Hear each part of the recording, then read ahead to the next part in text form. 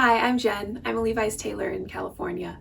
Today I'm going to talk about shopping for vintage denim. So I'll talk through a couple of terms that are helpful to know, some classic Levi's fits to look out for, and a couple of tips for how to find interesting pieces. Let's get shopping.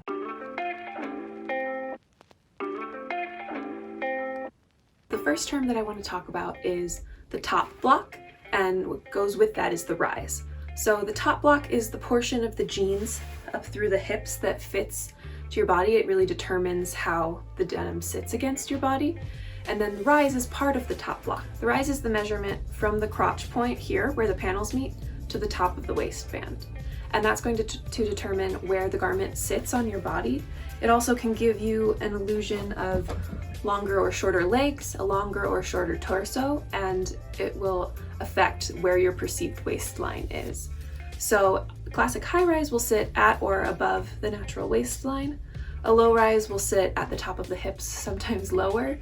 And the mid rise, the classic is a couple of inches below the belly button, but the mid rise could be anywhere in between those 2 points.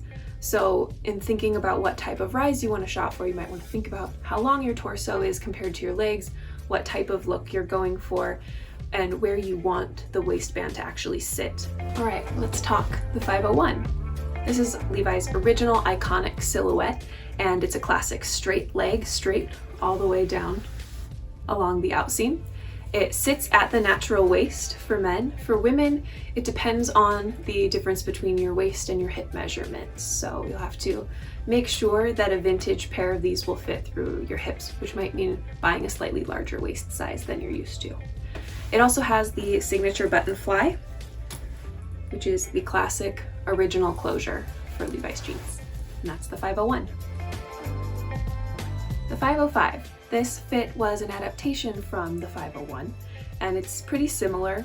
A few key differences are that it's a little bit more relaxed through the thigh, and it features a zip fly, which is often the selling point for people in choosing between the 501 and the 505. It's our everyday straight fit, straight through the leg from the top block down, and that's the 505. The 511 shape. I do not personally have a pair of 511s. It's not a good shape for my body type, but the 511 is our slim fit with a tapered leg and a mid-rise.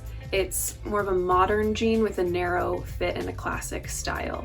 So it's a narrower, slimmer deviation from the classic 501. Let's talk about the 517. This is one of my favorite fits. This might be my favorite pair of jeans. I love the way that these fit me. They are a slim fit through the thigh and a boot cut, so a little bit wider of a hem.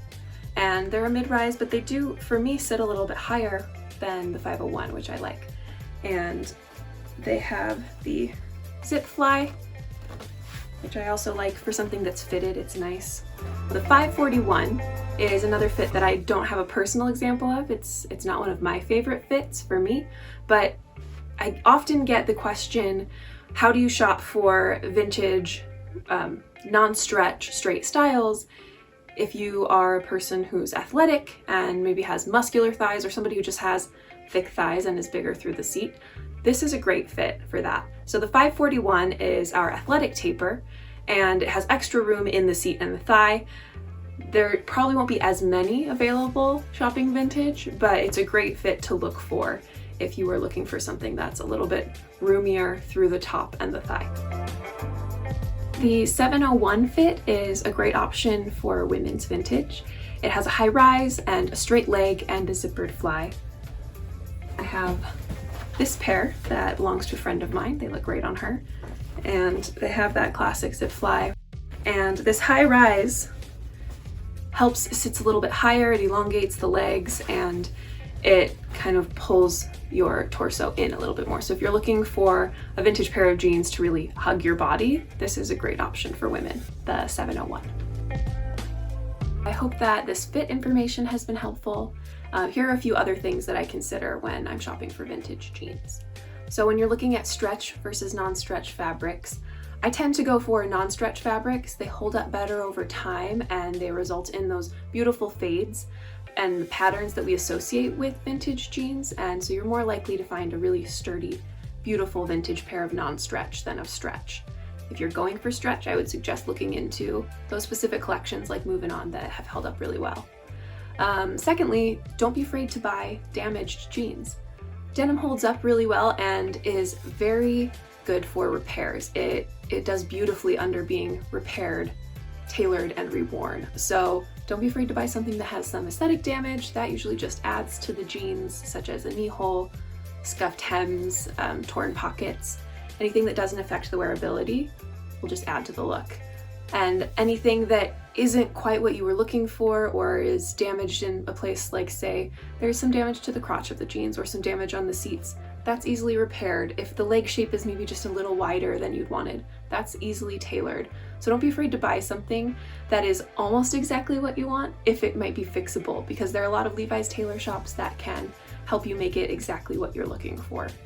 And lastly, pay attention to the sizing, especially for women buying vintage jeans. So a pair of non-stretch denim is going to fit slightly differently than our more modern jeans that typically have 1 or 2% stretch in them. So make sure that you are paying attention to the sizing, the actual measurements of the jeans.